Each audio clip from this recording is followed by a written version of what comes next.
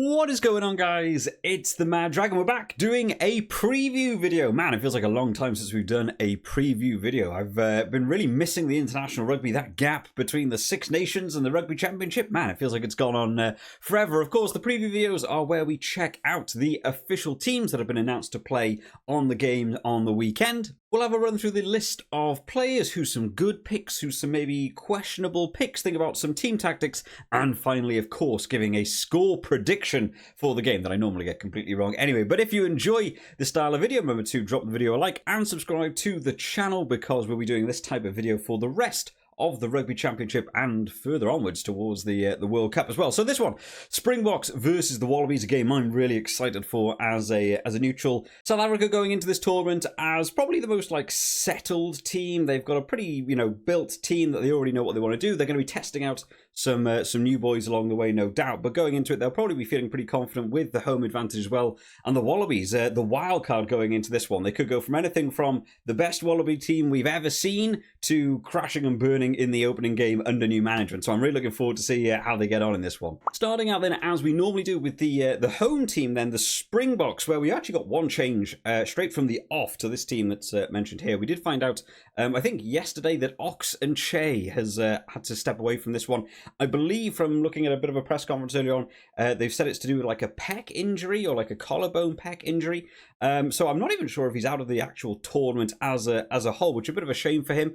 But as I sort of said in the preview video, for anyone who watched that one, last year they were really going for this Ox and Che and Franz Malherbe sort of partnership in the prop department, and then they sort of moved towards Stephen Kitchoff, and I actually kind of preferred the Stephen Kitchoff Franz Malherbe pick, but Stephen Kitchoff has now come in to replace Ox and Che, so I still get to see that front row. But as front rows go, it's a pretty solid front row from the Springboks. It's one of their main driving forces when it comes to scrum time or the driving wall, having a solid front row. They've got really, really experienced players there, so really nice to see they've kept with that pretty solid front row. But the rest of the team begins to shift up a little bit. Certainly quite a few players in here that maybe you wouldn't put in your absolute World Cup final Springboks team, which is quite interesting. So Jean Klein and Marvin Ori are going to be taking the lock department in this one. So really looking forward to that. Klein is one of the lads that, again, I think I just missed in the preview video. Somehow the list of players that I had just wasn't correct, even though I got them from the Springboks page. Klein was someone that I don't know a lot about, so I'm really looking forward to see how he gets on. The lock department for Australia last year was a bit of a chink in their armour for them. They had quite a few injuries. Obviously, got people like Will Skelton coming back into the side now. But it was a real target area, so I think for these lads, they'll want to sort of double down on what happened to Australia last year, really put them under pressure at that line-out situation. In the back row, Marco van Staden alongside of Pieter Steph du Toit and Dwayne Vermeulen, who got the captaincy for this one in the number 8 shirt now, and a very experienced player, very high number of caps. Sia Khaleesi, I still don't think is completely recovered from that the injury that he's still working with, and they probably want to try and make sure he's perfectly fit for the New Zealand game next week. So makes sense to have a more experienced player like Dwayne Vermeulen coming in as captain, even though I think there are maybe number 8s I would pick ahead of him, just for the experience factor he's got in there for that number 8 shirt as well, and just keep that captaincy.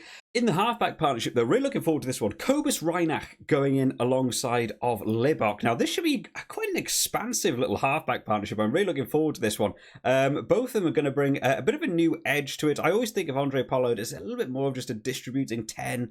Libok seems like he's going to bring some real excitement to this one. And Reinach is one of those people, you just take your eye off him for a second and he's just going to do something. He's just going to run through the line. He'll try and do a little sniping run himself. And absolutely a solid try scorer. We saw him in that the World Cup in 2019. He's scoring tries for fun.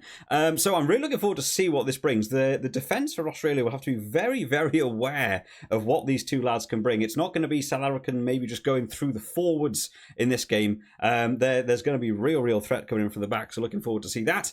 In the centre partnership, not one that I expected here. Andre Esterhuizen gets the start ahead of Damien Dialende alongside of Lacania Am, which I really thought there's a starting 12-13 for me in Damien Dialende and Lacania Am. I haven't heard there's any injury.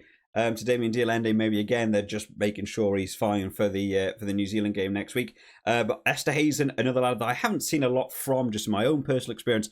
I'll be keeping a bit of a closer eye out for him in this one.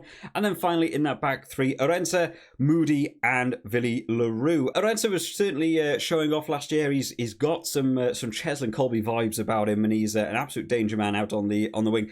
Willie le Roux, a world class fullback as well. I think overall this 1 to 15 is a pretty solid skeleton of a really good South African team. And then they're experimenting with some of the younger lads. This is probably a good game to do it in because you don't really know what the Wallabies are going to bring in terms of tactics. They're a bit of the wild card team going in, so give them the international chance before you get towards that World Cup. It's probably a good move to have a lot of these lads in. I just hope it's not like what we got to see with Leinster in the URC, where maybe they've made too many changes from what you'd probably pick as like your absolute starting South African team that it actually begins to hinder you. But hopefully a lot of these new lads get on well. In terms of the replacements quickly then, Joseph Dweba, Thomas du Toit, Vincent Koch coming into replacement. Now Joseph Dweba, out of the three hookers that was mentioned, I do think he's, for me, the third choice. You probably want to make sure that Malcolm Marx is absolutely solid for the New Zealand game. So Joseph Dweba getting his chance in the replacements there.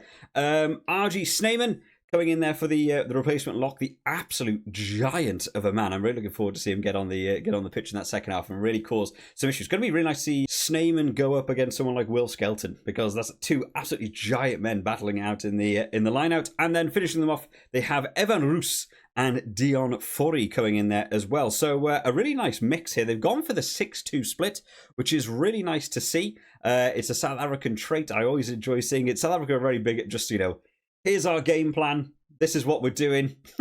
It's your job to try and fight back against us. I always enjoy watching South Africa play. And then the replacement backs, Grant Williams and Damien Willemse, of course, is covering a lot of positions. He's covering the probably the fly half and the fullback position himself. Overall, it's a pretty good 1 through 23. For me, it's not going to be would be my first choice South Africa team to play in a World Cup final, but that's not what this game's about. They're going up against a bit more of an experimental Australia team, new to it. Get the new lads on. I think it's probably more the correct move to try out some of the newer lads, the lower cap lads, and and give them a good shot at an international game. Moving on, then we'll take a look at the team that they are going up against, the Wallabies in this one, who are one of the teams I'm really excited for, just to see the progression towards the World Cup. So many injuries last year, really plaguing them. That 40% win ratio I still thought was pretty good. Considering the amount of injuries they had. They've got a lot of those guys coming back into the team now and under new management, so I'm really looking forward to see what they bring as a neutral to this Rugby Championship. So starting out in the front row, James Slipper going in as co-captain alongside Michael Hooper in that back row, David Preki and Alan Alalatoa. Now this was actually the front row that I picked to go in my team when I was doing the sort of squad reveal. This is who I would have started with. I still no mention of Fainga'a, by the way. I still don't know what's happened to him.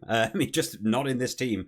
David Preki getting his shot there. We'll have to see how he gets on. That's still quite a good, Australian front row. They're going to come up against big competition in that South African front row. But James Slipper and Al Alatoa, we saw Al Alatoa and Eben Etzebeth having a few words last year.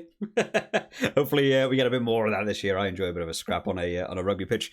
In the lock department then, Nick Frost in the 4 shirt and Will Skelton coming in back into that number 5 shirt again. Another tall man. That will have bolstered the lock department for Australia. They really had a lot of low cap lads last year. Will Skelton getting back into the team. Really looking forward to seeing him back in that lock department and cause a bit of chaos at the line-out time. In the back row then, Tom Hooper making his debut alongside Michael Hooper as the co-captain and Rob Valentini, an absolute monster of a man when he gets running with the ball in hand. I was watching the Super Rugby highlights and that man just hasn't stopped. He always has his one thing, give him the ball, let him run forwards, let about 3 men tackle him because he's an absolute unit. I'm a big fan of Rob Valentini. In the halfback partnership, Nick White and Quade Cooper. Really glad to be seeing Quade Cooper starting. Fly halves for Australia last year for me really weren't that impressive across the board. Maybe like Bernard Foley was standing out as like the best sort of on-field one. Even he had his issues with his, the time wasting penalty and what have you, sort of cost them that game. But Quade Cooper, watching him play for the Barbarians, also being coached by Eddie Jones. Really looking forward to see what they bring to this team. Quade Cooper seemed to have a lot more ability to see things around the pitch, see the room in the back, chipping over the top, not just distributing it to the next forward and let him go, was really causing a bit of a nuisance. So really looking forward to see if they can inject that into this this Australia team as well. Centre partnership, new one for me here. Reece Hodge goes in alongside Len Ikitau. Now, I'm sort of aware Reece Hodge has done centre before. I sort of more think of him as like fly half or fullback. Sometimes they chuck him out on the wing because he's also got a decent amount of pace on him. I'll have to see how he gets on at centre, but probably quite nice to have him on the field. This is going to be one of those games where, you know, Australia's still trying to find their feet. Long range 3 points. Not that Reece Hodge is always the best for accuracy, but for distance, he's certainly got the you know, a big cannon boot on him to get the long range kicks. So taking a 3 points, maybe earlier on in that first half, just give it to Reece Hodge, let him power over some long range shots, get you on that scoreboard quickly. It's probably a useful player to have on the pitch as well. And then in that back three, Betty goes in alongside of Vunivalu, and Tom Wright goes into the fullback position. Now, Tom Wright, again, for me, think of him more as a winger, but I do know he can move between that fullback position. Vunivalu is one of the players I know probably the least about in this team, so that's the one I'll be keeping an eye on. But Betty coming back in for Australia. I'm really looking forward to see this. We certainly had some fun clashes last year. If you remember, there was some incidents between him and Mapimpi on the wing with the shoulder charge tackle to stop tries and stuff. So I'm looking forward to see that passion brought back into this game, bring a bit of fire into it. In terms of the reserves, some big calls here. 3 debutants coming in on the reserves bench, which can be a big call. You know, as the game progresses, teams get tired later on into the game. Sometimes you want experienced heads to come on. 3 debutants coming on, you know, they're going to have to be really pushed for that one. And actually, the rest of the bench is going to be a little bit new to me, so apologies for this one. So Jordan Ulysses, Matt Gibbon, and Non Gore, hopefully sort of in the ballpark. I'll have to wait till I actually get to see a game with him playing in for me to try and help that pronunciation a bit. Richie Arnold, Pete Samu, Tate McDermott, Samu Karevi, and Carter Gordon. So I assume Karevi they'll probably bring on for Reece Hodge, or maybe they'll bring him on for Quade Cooper to keep him safe for the game next week, and Reece Hodge will slide into to fly half. Pete Samu's a good versatile player as well to come on in that back row. But yeah, three debutants might be a big call. I really hope that isn't sort of an Achilles heel for them going on. I think out of the two teams, I actually might pick the Australia starting 15 as like maybe a slightly edge over the South Africa 15 because of how many of the lower cap players they've got in their starting 15, but the reserves or your bench squads, you know, I'm absolutely thinking the South Africa have got a better bench. So this might be a game where it starts out pretty tight. Maybe Australia even have the good start to this game, but later on as this game goes on, do kind of see this tilting towards the way of South Africa. So think about a score prediction then. What do we think for this one? I get to go into this Rugby Championship completely cold, having a stab in the dark. I think with South Africa looking like a slightly more settled team, I think Australia coming as the wild card, it's very hard to know what they're going to bring into this one. They could be brilliant. It could go terribly wrong. South Africa having the home advantage, really useful to them. Missing a couple of key players in key positions though. I think I'll still give the edge to South Africa for this one. And I think I'll say South Africa by... I'll go for 6. I'll be a bit reserved. I'll say South Africa by 6. But in all honesty, this game could go just through the roof. But let me know your guys' predictions down in the comment section. Who you think is going to win this game and by how much. And remember, if you haven't already, you've got 2 days left to sign up to the Super Brew. I'll drop the codes that you need down in the description of this video. It's super fun. It's free. Just jump straight in, download the app, find the codes, add our groups in, and you can do the Predictor Series and the Fantasy Series, because of course we can start picking them now that players are actually getting mentioned. So hopefully you're all joining that one, guys. If you have enjoyed it today, make sure to leave this video a like. We will be doing one of these for the Argentina-New Zealand game as well, so make sure you are subscribed to know when that video comes out too. I'll see you all next time, guys. Bye-bye.